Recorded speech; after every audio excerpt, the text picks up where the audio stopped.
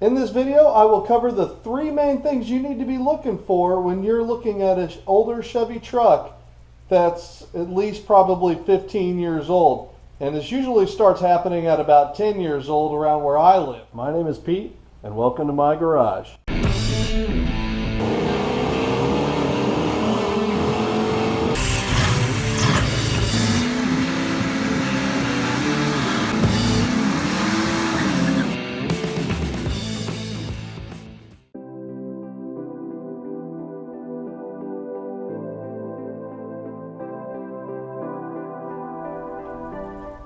Welcome back to Pete's Garage. Today I have a 2002 Chevy Silverado. This one's a work truck with a 4.8 in it. And this is pretty typical of an older truck to where it's going to have rust. Now, a little bit of rust doesn't necessarily scare me away on the body, because all I really care about is how it runs for the most part. However, it could be a good indicator of something you need to look for. So I'm kind of things that we see out in the field that are common issues that have to do with rust are there's three different things, and I'll go over those in this video. I'm actually located here in the middle of the country, right in Kansas City, Missouri. So there's going to be a line pretty much across the country, and I'm going to put up a map. And you can see on this map, about this line right here, anything north of that line, you're going to start running into rust issues. Anything south of that line, then you're not going to be running into these rust issues nearly as bad.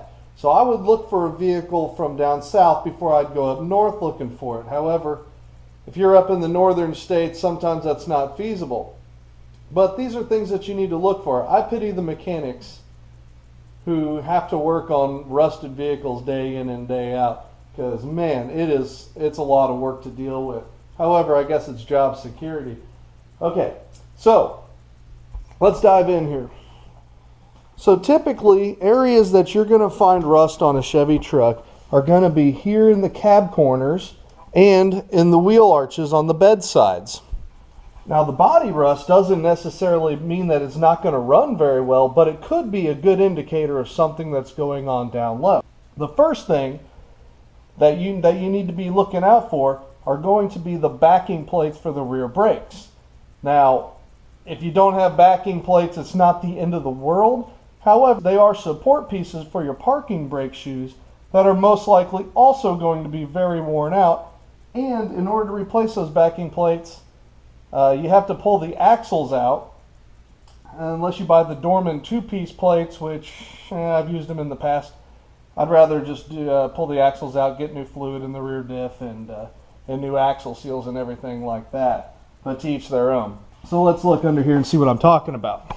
So as you can see on this vehicle, there are no backing plates left. Here's the inner part of the backing plate, but there is no backing plate on the inside of this rotor. And the backing plate just kind of keeps all that nasty road grime and everything off your rotor. And you can see this rotor is just terrible. It's disgusting. And you can see the other side, the exact same thing. You can see the rotor. So you can see underneath this vehicle also the spare tire hoist seized up.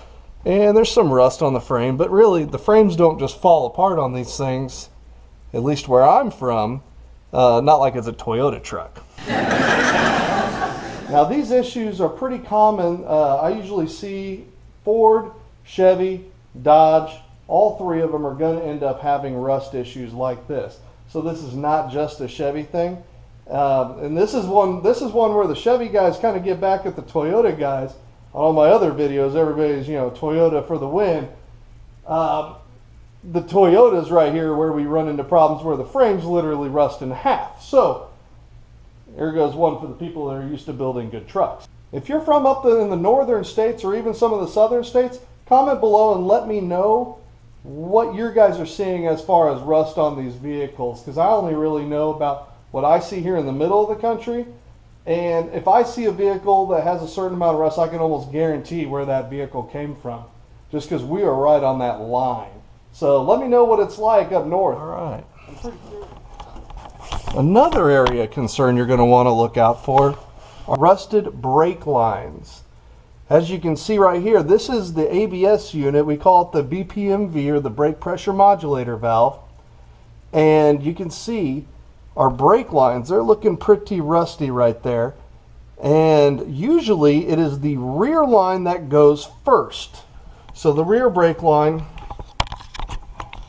all the way back there, it humps up and over before it goes to the rear differential.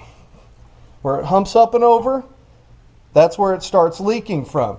And this truck is no exception. This one has had the rear brake line replaced. You can see all these factory nice bends. You can see this far one in here has been replaced. And so this one has had the rear brake line done. However, the other ones haven't been done. Unfortunately, that rear brake line, that's the one that's the hardest one to get a wrench on it. And a lot of times when trying to get to that one, you end up ruining one of the others, and then you're either pulling the bed off to run new brake lines or pulling the cab up to run new brake lines to the front. That's a big cost right there, or a lot of labor depending on whether or not you do it yourself. Brake lines are a big safety issue on these vehicles because if you don't have any brakes, you can't stop. Another safety related thing is going to be our third issue with rust. Brake lines are usually the first one you see leak. And like I said, the rear one's already leaked. However, the next thing to leak are these lines. And those are the fuel lines. And when your fuel lines are leaking, obviously, you can have an inferno. And trucks burn down pretty quick. So we want to make sure we're not dripping fuel everywhere. And you can see here, this one, you can see where it's wet. This one's been dripping. And you can see it's pretty rusty right there.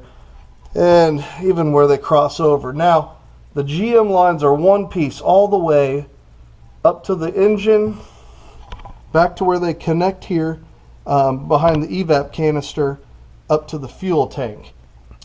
Now, to get these things in and out because of their shape, they're rather difficult unless you have the body off, because when these things are installed, it's just the frame pretty much in the vehicle. And once they install the body and the frame together, then it's very difficult to get these in because these go on top of the transmission. And luckily for me right now, I got the transmission out. We have leaking fuel lines. Guess what? We're replacing the fuel lines.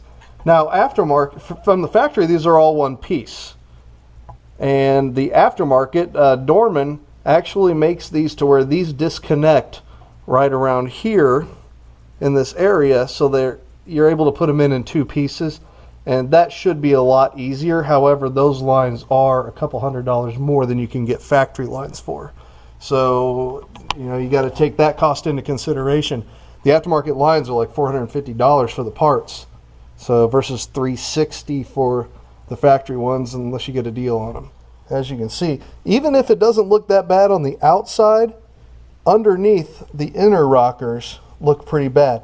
I've seen them before where they've been reskinned on the outside and the inner rockers are just gone. So that's something you need to look out for too. Even if it looks okay from the outside, make sure the inside isn't all rusted out. As you can see, the frame's pretty solid. It's just brake lines. These look terrible. I don't want to move them. And to get the fuel lines out, you got to disconnect some of these bolts right here. So as you can see, here's the factory fuel lines, how they run up to the car. Okay, where the factory lines, here's where they bolt to the frame member down the side. Here's where they connect up there for the hoses that run to the fuel tank. Here's our evap vapor line. We do get a brand new fuel filter with these. And these are one piece. The aftermarket ones come in two pieces, which makes them a little easier to connect. One problem is that these things route behind that electronic brake control module, or that BPMV, the ABS unit, which you got to loosen that thing up and move it. Remember, I said those lines get pretty rusty, and so if you're moving those to get these in here, you run the risk of having leaky brake lines. So I'm going to have to be really careful replacing those. And with the transmission in the vehicle, this gets pretty tough right here, where these lines go up to the fuel rail, and this part right here, this bracket, bolts to the transmission, and then through that hole right there, and then the wiring harness for the engine and transmission goes right there. That part is very difficult to get in there, where the body of the vehicle is right there and then the transmission bell housing. So if you have the transmission out and you have fuel lines that are even iffy with a truck of this age, it is a good time to replace them, because it will save you a lot of agony and grief. I hope I've shed a little bit of light on what you need to look for to save yourself some agony on buying an older truck. If you find this video helpful, make sure you like and subscribe. And if you have any experience with these issues, make sure you comment. Let me know what you're seeing, especially if you're in a slightly different climate than I am. As always, this is Pete from Pete's Garage, and we'll see you next time.